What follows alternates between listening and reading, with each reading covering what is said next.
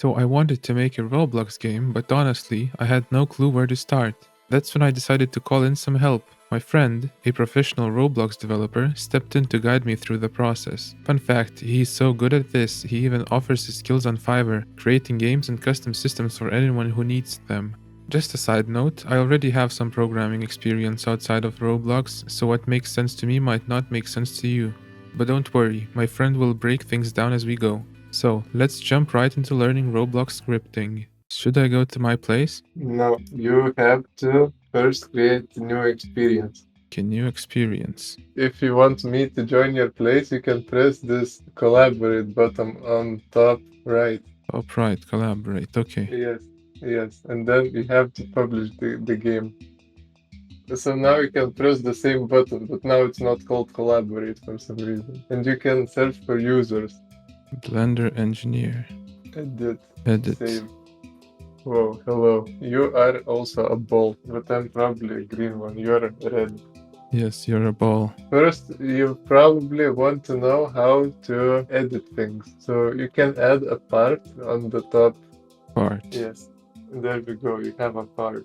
I always rename things, so you can rename this so it's just not called parts, maybe tutorial part or something like that. You just click it 2 times. It's very good for structuring. You can either put a script in a part or you can put it in a server script service. What's the difference? The server script service runs on the server, and it's usually a good place to organize things. So typically you put scripts there. Makes sense, right? You can do that. But some people also put scripts in parts, but I don't advise doing that because you might forget where it is. Unless it's a small script, then you shouldn't do it. So maybe let's just go with that. Yeah, server script service. Which script? Well, it's a server script service, so you have the server script, right? So the first one is server script. Yes, yes. It doesn't say it's a server script, but it's a server script because the other one is a local script. If you press play, you can see what happens now. You see, now it says hello world on the bottom. Yeah. So you made your first script. Congratulations. Now you can press stop. And before we test, you can actually see a few playing options.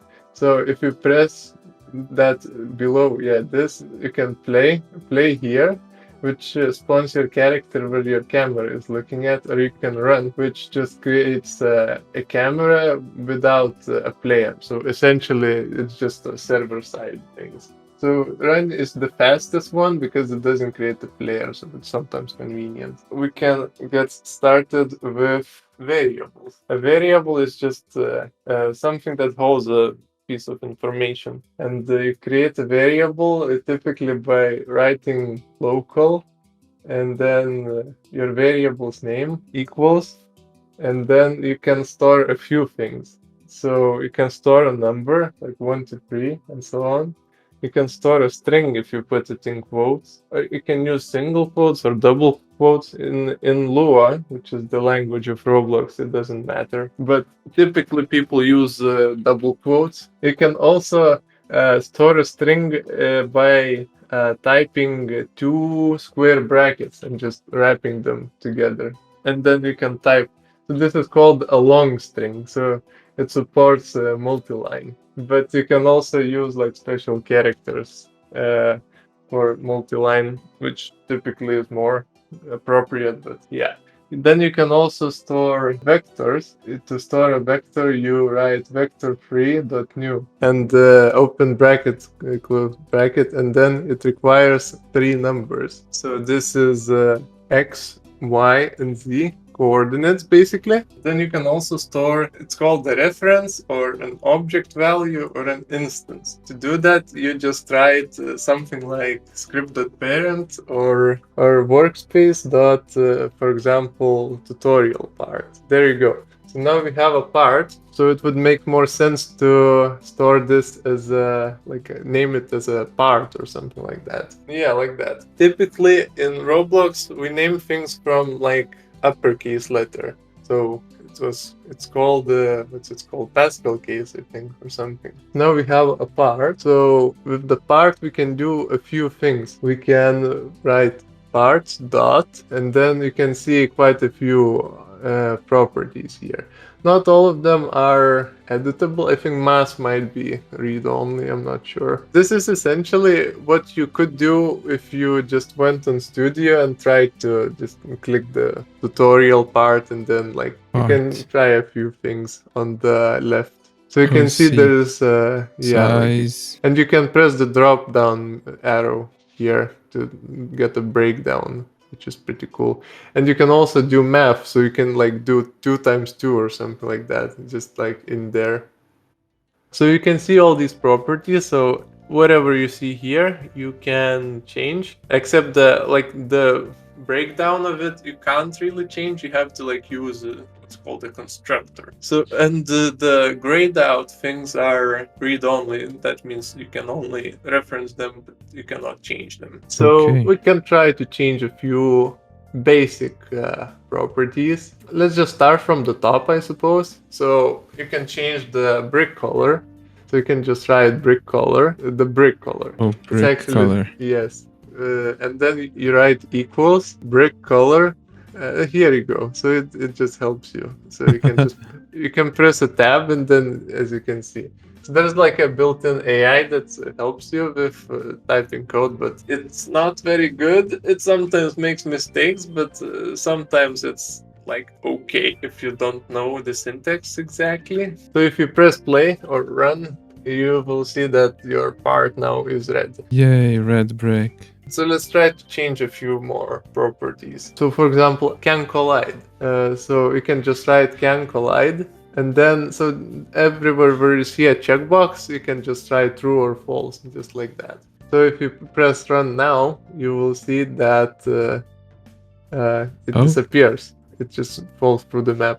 The parts get destroyed after like 500. The units are studs here. So 500 studs below like this base plate, they just disappear. Another one would be, for example, transparency. So if you want to change the transparency, you would write part dot transparency equals. So this number goes from 0 to 1. So 0.5 is fine. maybe I should comment out can collide, but how do I do that? If you want to comment things out, then you write 2 minuses like that. Oh, or just control slash. Also, another way, if you want to comment, you can write those 2 minuses and then 2 square brackets. And you wrap it, and you need to close them, of course. And this way, no, you don't need a minus at the end. Just like that. Yeah, it's transparent, I guess. Yep. Semi-transparent. If we go for the next one, let's choose, for example, size, because it has like a different type of changing. So if you choose dot size, then you write equals, and then you use a vector free, as you can see. If the three numbers are the same, then that's gonna make a cube. Here you go. Another one would be material. To change a material, it's a bit different. Try to write par.material equals, and then you write enum.material actually, and then dot, and then there's like a big list of materials. However, not all of them apply to the parts. So for example, you can't change the material to air. Applies to terrain only, I see. So what if I change it to glass? No, Oh, it's this kind of material. The other one of the major ones would be the color. So if you want to change the color, it's a bit different. You can choose par.color, and then you can write equals, and then you can write color free dot, and there are actually more ways. So there are 3 ways from RGB, new, and 4 ways, I guess, from HSV and from hex. So each of those do different things. So from RGB is like your standard one, I guess. So this goes from 0 to 255, as you can see. So this is just a mix of red, green, and blue. So you can just type in whatever you want, and then you get your color. But the cool thing is that you see there's like this color palette here. So you can click Yeah. on it, and then Oh, you can just choose your color, and then you just press OK. And also you can pick screen color if you want, and it applies the numbers for you. So let's try all the three different ways. it overrode the previous color, no? Of course, it overrides the thing that was above because the script goes line by line, right? So the first one happens, and then the second action happens, and then it just goes over the first action. So let's try to change the color now in another way. Let's say HSV. So the from HSV is also three values, but those three values go from 0 to 1 in this case. But first, it's important to understand what they mean. To make the most sense out of it, I would click the palette, yes. So the first number is the x-axis of this square. For example, if you choose the completely red one at the corner, at the top, or something like that, and then you press OK, then you see it's like 0.99 something. And then if you choose something in the middle top, something like, I don't know, green or like blue or whatever, then it's the first value that is changing, as you can see. The second value, the middle one, so this is the y-axis. So like how white the color is, let's say. So if you go, for example, on the bottom like middle chord, like here for example, you will see that the middle value is also 0. But if you go a bit above, oh yeah, of course, if you technically this is like in a circle, so wherever you choose, if it's complete bottom, then yeah, just choose this one, for example. Then you will see that the middle value changes. As you can see, that point 15 means like your point is towards the bottom. But if you choose like a value that is more on top, yeah, like here, then you'll see that it changes to 0.87, which is towards the top. And the third value is this additional menu on the right. So this is like the darkness of the value. This is called value, I guess. It's like how vibrant, let's say, the color is. So you can choose that, and as you can see, that changes. What's the difference between brick color and color? The brick color is the old way of changing like parts colors. It's just a legacy thing because click the brick color on the left. So the brick color gives you this like a palette of like pre-made colors basically, and they all have titles.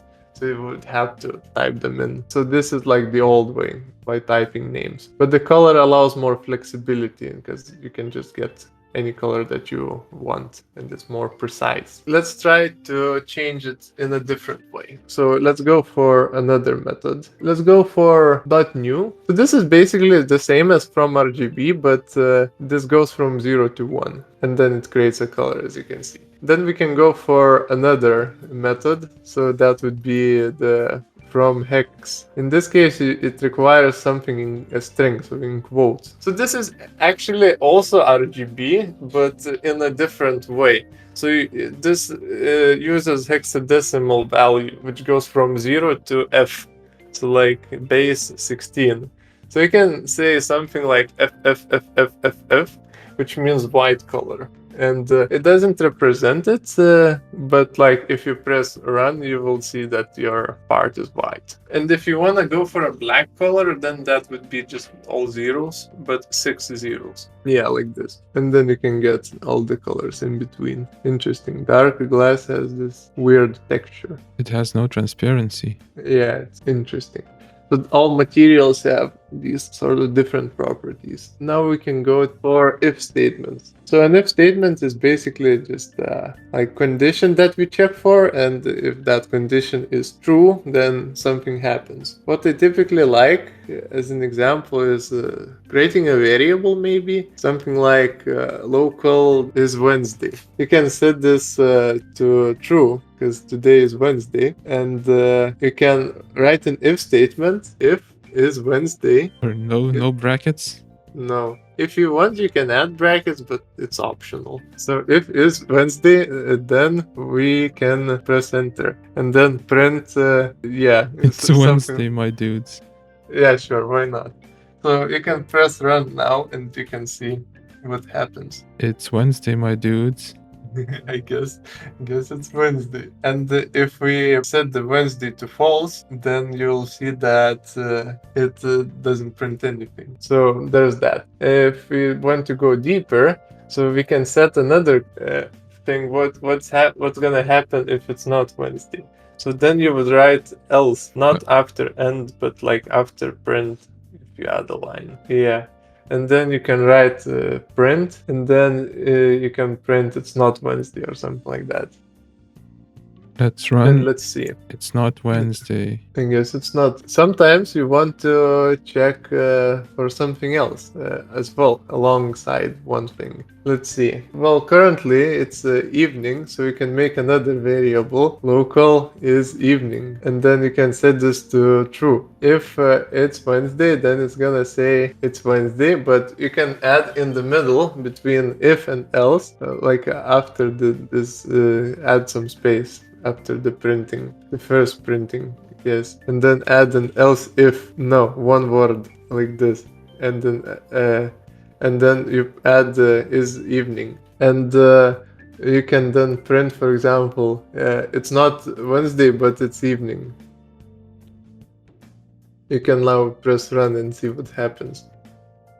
It's not So Wednesday, but it's evening. I guess it is. If you wanna go even more complicated, you can add these logical operators. So we got 3 of them. So you can add not before a word. So something like that. But then like it will say it's not Wednesday, right? Another one is and. So if you want to check if it's Wednesday and it's evening, then it will say it's Wednesday evening or something like that. And if you want, there's also or. So that could say like it's either Wednesday or it's evening, something like that. And of course, you can combine those together into very complicated things. But yeah, so that's the idea of an if statement. Then we can move on to loops. A loop is basically something that resembles if statement, except that when it finishes, it just goes back and just repeats itself until it's no longer true. In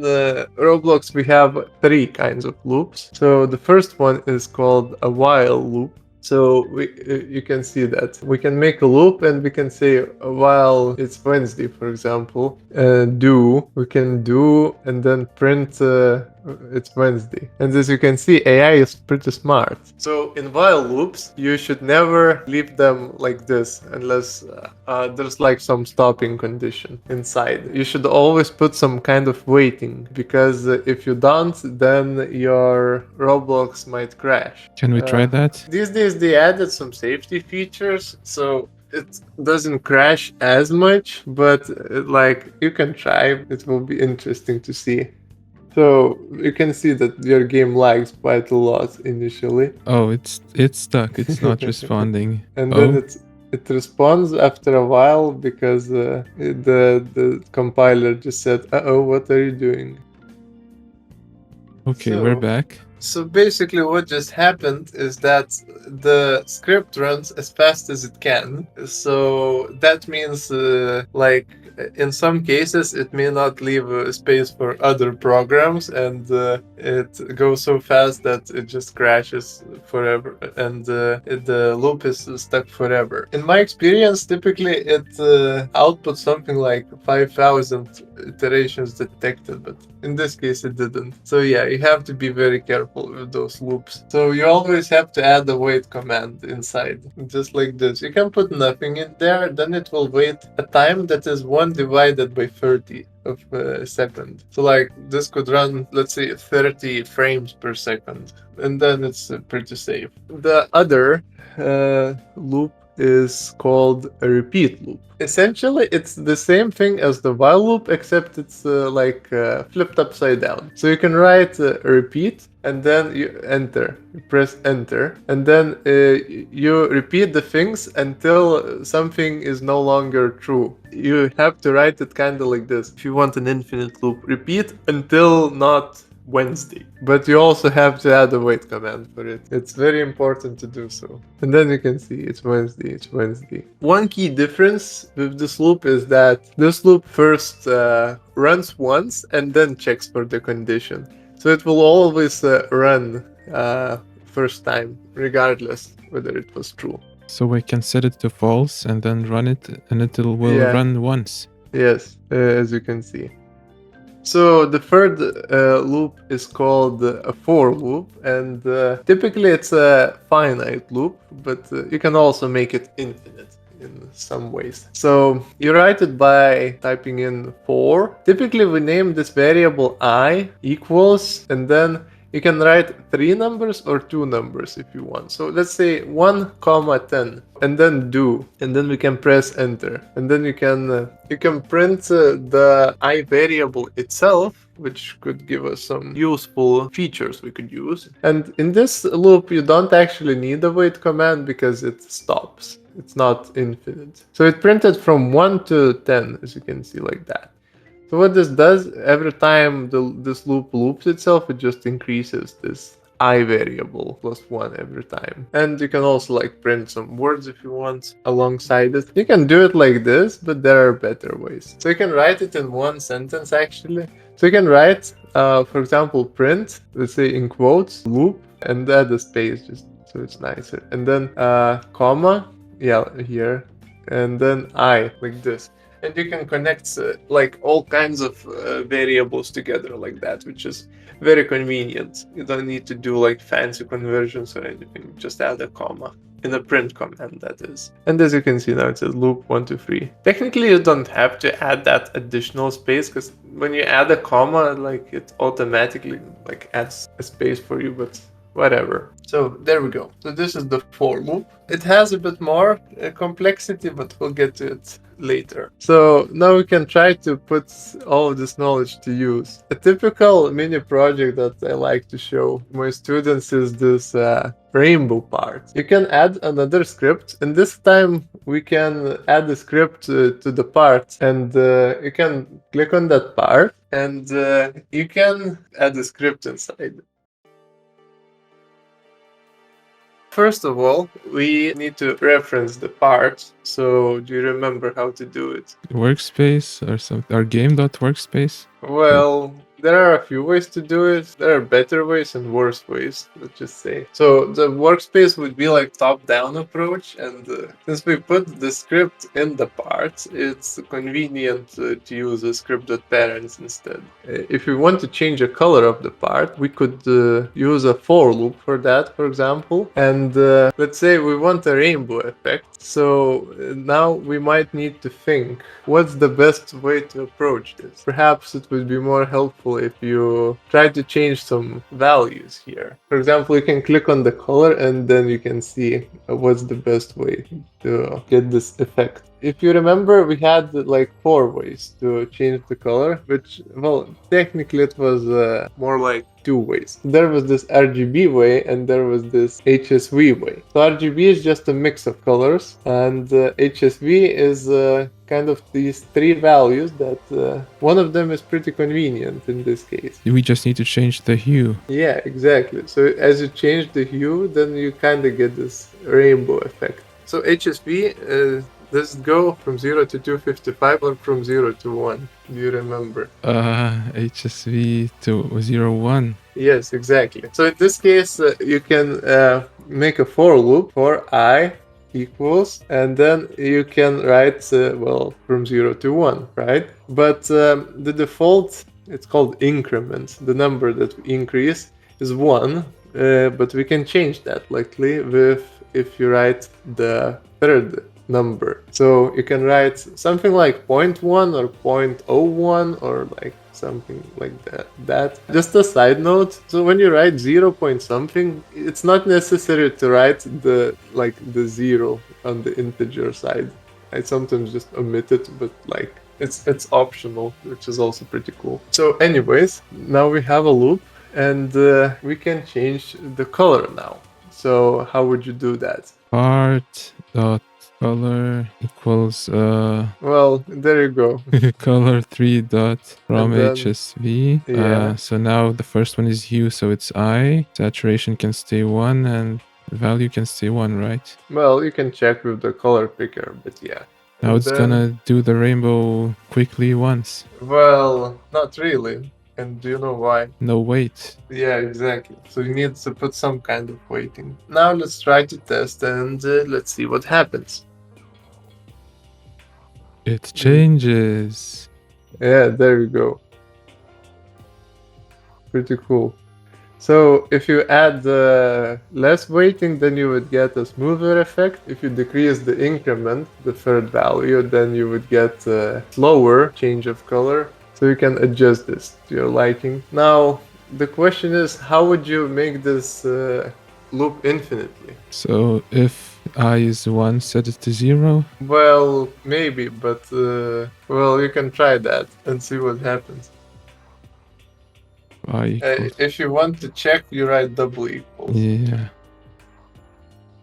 Well, you can try and see. Let's do it faster. Sure, but remember that the slowest waiting time is 1/30 of a second. So if you put less values, you don't actually get things faster. This is 1 over 100. Yeah, so you don't actually get much of an effect beyond that. Okay, and as It you can see, stops. it didn't work. Because the for loop kind of initializes it. Like changing the value doesn't actually affect, let's say, the way, like how many times it loops. And typically you don't do that. That's just a no-no. Like you shouldn't change the I itself, like ever. So a better way would be to just wrap it in a while loop. While true. Yeah, or you can put true, or you can put a wait inside as well, like just a wait command. No, like wait. There's also task.wait, which I think is somehow a little bit more modern. It like works better with Roblox systems if you say task.wait, but I'm not sure exactly what's the difference. So yeah, you can write like this, and then you can run and see what happens.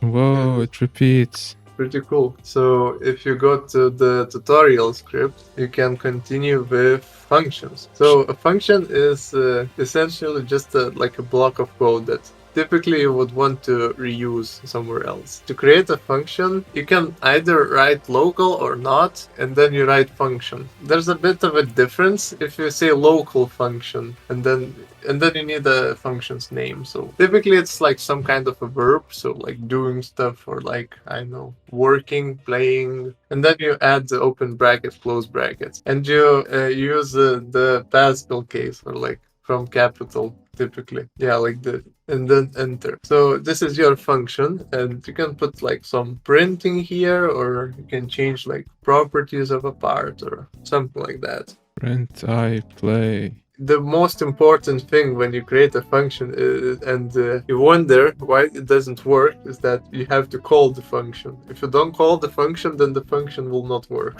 To call the function, you just have to write the function's name and open bracket, close bracket. Yeah, like this. And then you can press run. I play. Yes, you can like duplicate the play part and it will call itself twice. Kind of like this or more times. I play 3 times. Exactly. And you can do things like putting it in a loop and so on, so then it runs as much as you want. The function can also accept what's called a parameter or an argument, depending on where you use it. You can create another function, let's call it play, and let's say game or something. And then you would put an argument in the bracket, and let's call it game type or something. Do not call it game because it's a special word. Yeah, so this is a variable that you can use in the function now. So you can print the game type, for example. Yeah, like I play and then comma and then game type. And then when you call the function, try to do that. Don't forget you have to call the function. And now it says like in the suggestion here, game type A. But the A is like very unclear. So we can make things more easy for ourselves and easier for compiler to understand.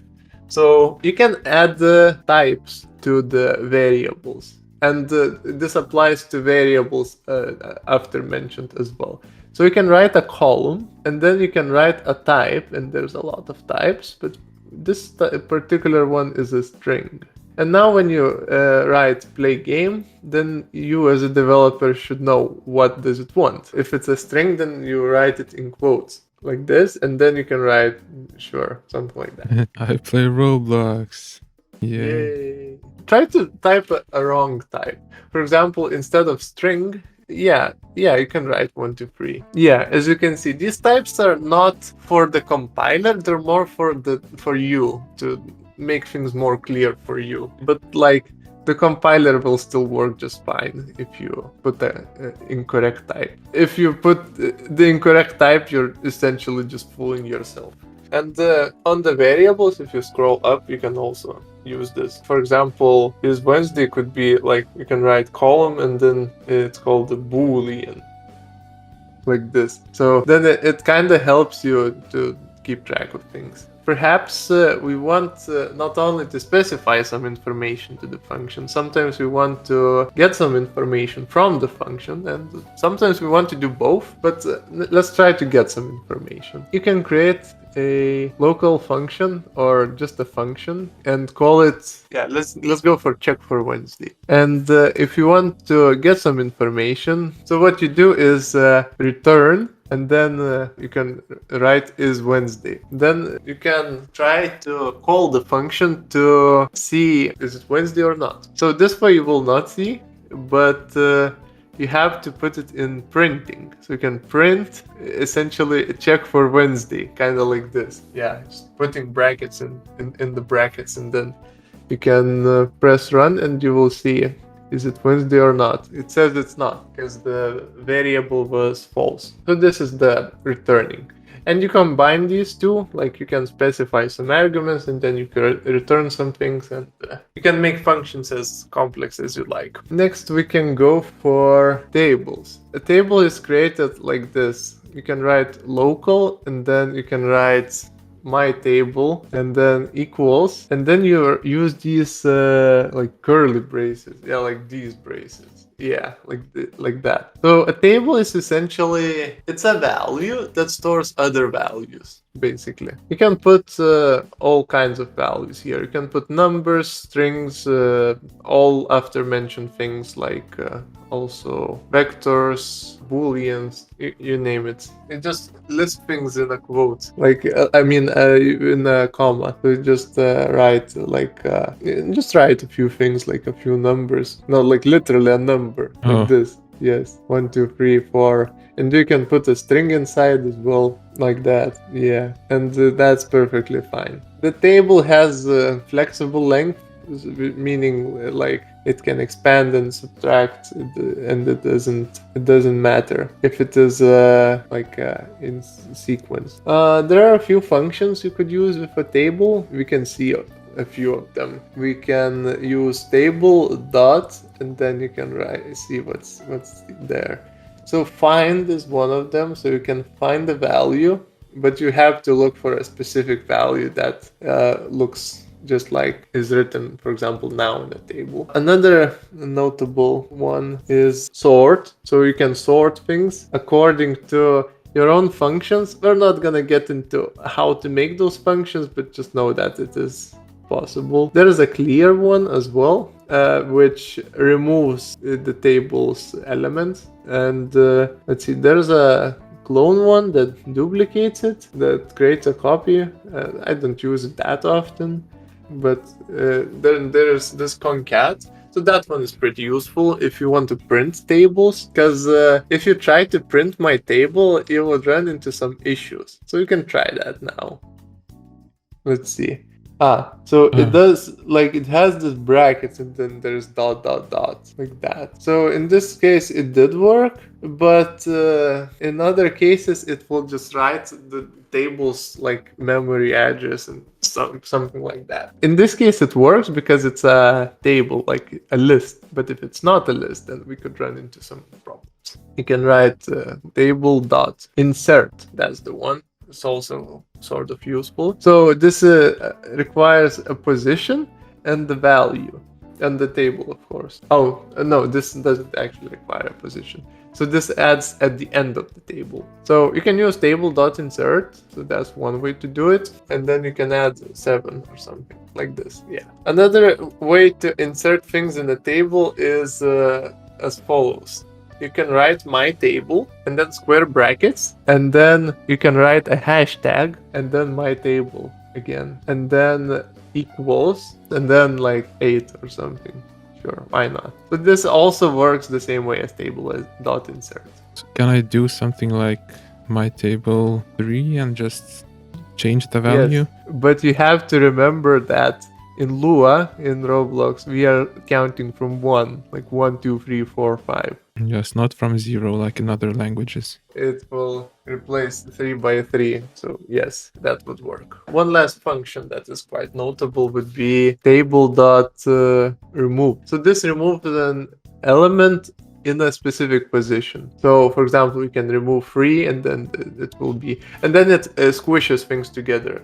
So the indexes of a table remain the same, like remain in sequence basically. 1, 2, 4, 5, 6, 7. Yes. So as you can see there, when you view a table like this, you see an index, which is in those square brackets, and then there's a value, right? So that's how it looks like. However, those indexes, they can be different. They don't have to be numbers in order. Now we can get to what's called a dictionary. And in Roblox, a dictionary and a table is sort of the same thing, but it's quite flexible. You can create a dictionary. You can write my dictionary or something like that, equals, and then those same square brackets, but then you need to add your own indexes. I like to add them like adding square brackets and then quotes and then like some word and then text inside, equals, and then you say 1 or something like that. So that's your dictionary. And then you also use commas here to add more stuff. And you can add a comma at the end, which it's no big deal. Typically we use those dictionaries for storing some player data, like inventories, for example, maybe some important positions, maybe something for saving, damage, I know, loot, or like quest reward equals then 50 coins or something. Typical uses for dictionary are those. Try to print this my dictionary. Yeah, let's see. That looks good. So in this case, it prints quite well, which is pretty good. Try to add a, not in quotes, but add in the dictionary something with an index of 1. In the dictionary, you can mix things together, yeah, like this, and then equals, let's say 5. Yeah, and then let's try to run it. Okay. So it still works fine. So as you can see, you can mix things together. So like strings and numbers can work inside and you can have this. And that makes those functions that I mentioned before work interestingly if, for example, you have a part of a dictionary that says 1, 2, 3, 4, 5, and then you have some text inside like this. So if you use a sorting, then the question is, how are you able to sort like 1, 2, 3, and then there's like numbers and then there's strings? That works quite weird, and I think it might skip a few of those like indexes that have like a number or text inside, like literally in quotes. Now let's try to use this in practice. The most common case is actually using those for loops to loop through objects. So I'll also show you alongside the loop that loops through tables. To do that, you first need a variable. So let's say local objects and then equals. And then since we don't have much here, let's go for just workspace. Now let's try to make a loop. You would first write for I, and then this is a bit different. So comma v, kind of like this. So those are typical names, but you can change them depending on the context always. So IV, and then you typically write in pairs. In pairs? Yes, like this. And then in those brackets you would write object, your variable, and then you would write column get children. Yes. So this get children gives you the table with indexes 1, 2, 3, 4, 5 of all the objects. And then Let's try to print it. So just press tab to accept it because that's actually what we want. And let's see what happens. So now you see there is like one base plate, two terrain, and so on. This basically prints out the things in the workspace. Yeah, so I is the index and V is the object. Yep. If you think it's confusing, then you can literally just rename those variables into what you just said. And then this will work the same way, which is like typically what you would do in a project anyways. Average use case, I would say, is maybe checking for some kind of special object. So let's try to do that. So let's try to transform, let's say, paint all the parts blue or something. Then you would write, there are two ways. And one way would be like the traditional way, let's say. So if V and you write column is A, and then in quotes you write part. There's also a few more, like if you want to go more generalized, then there's this base part. You can also look for that, but part is enough. And then you can write then, and then press enter, and then you can, oh, there we go. You can press tab. The AI seems to read my mind today, except it's not red. Maybe let's go for blue. Baby blue. Sure.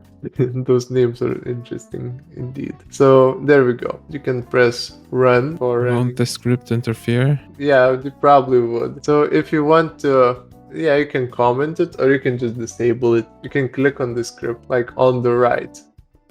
Yeah, here, and then there's this enabled, so you can just uncheck that. And then you can just press run. As you can see, now everything is white. Baby blue. Or something like that. Yeah. So this is a typical use case. But I don't like this because it adds like too much nesting, especially if you have like multiple conditions like this. I prefer these guard clauses. Basically, I would invert this sentence if. So I would use the not operator. So like I would say if not V is a part, then you put this at the bottom and you, yeah, like this. And then in the then you, depending on the context, it's important. So it's a loop this time. So you would write continue. If it was a function, you would write return. Or if it was like an event or something, then you would write return. Typically, I like writing this in one line because it makes things more compact and easy to read. So you can also do that.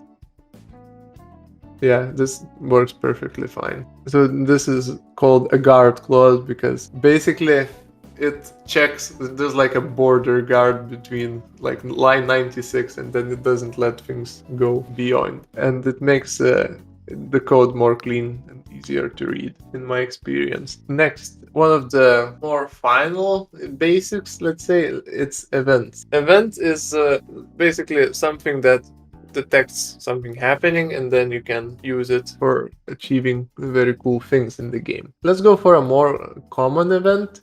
So go to the game itself and select this part. Yeah, as you can see, the class name of this is part. Yeah, let's create another script in this part. Just a regular script, yeah. And then we can call it like a kill brick, for example. First, of course, you reference the part. And then you would use event this time. So you don't have to remember all the events. Well, you can just write part dot, right? And then you can like scroll down, but that's like kind of hard to read, right? So an easier way would be to press view on the top. There's this button view, and then you press object browser. And then you can these are all the objects in the Roblox Studio, but to make it easier, you can just press P and then it will get you to the relevant part. Just press P and then you can find the part and the menu on the right here. So this is this cube. This purple cube indicates methods that you can apply to the part. There are a lot of methods for a part. The blue ones are properties, and if you go down, there are these lightning bolts. So these are events, and below there are also functions or methods. They're called callbacks. But yeah, so we are looking for these lightning bolts. So these are the built-in events that exist in a part. So we're looking for a touched one. Typically, that's the most common event, I would say. It's called touched, and as you can see, it gives you some information. So there's this instance other part, right? So we can use this to basically kill the player and find out where's the player. So we can go back to kill brick, and you can write dot touched, and then it's a very specific thing. So you write column, and then you write connect. There's also other ways, like once. This is quite a new one, so it just runs it once, but this is not what you want. There's wait, so it's like a wait command, but it waits not for a specific time, but for an event. And there's like a connect parallel as well, which is a bit more advanced method. So let's use connect. This is the most common, and then you write function, and then this doesn't require a name. You can press a tab, and this is pretty cool, but you press enter. I don't like the other part. Typically, I call it hit, so you can just say hit. The column here, that it's a base part, that's fine. You can keep that. That is helpful for us. What happens, we can actually print this hit, and you can see what happens. And then you can press, this time not run, but play to create your character, and try to step on a part. Oh, So basically, this prints the parts that touch this brick. So your character is made out of 15 body parts, as I can see, because it's a R15 character. So each of those body parts are now triggered. Basically, they are all a parent of a character, and the character shares the same name as your player. So to check for a player, the easiest way would be as follows. So you can write local player and then equals. So you can write game.players, and then you can write column, and then there's this find for child. Yep, and then you can write for a specific string, and in this case, that string would be hit.parent.name, like that. Yeah, so this would find the player, and then in this case, I'll show you another example of that guard clause. So you can write if not player, then return, and yeah, like this. So this is another guard clause. I like writing it like this because it's compact and it's easy to understand. So now we have a player, and now we can do a few things with the player.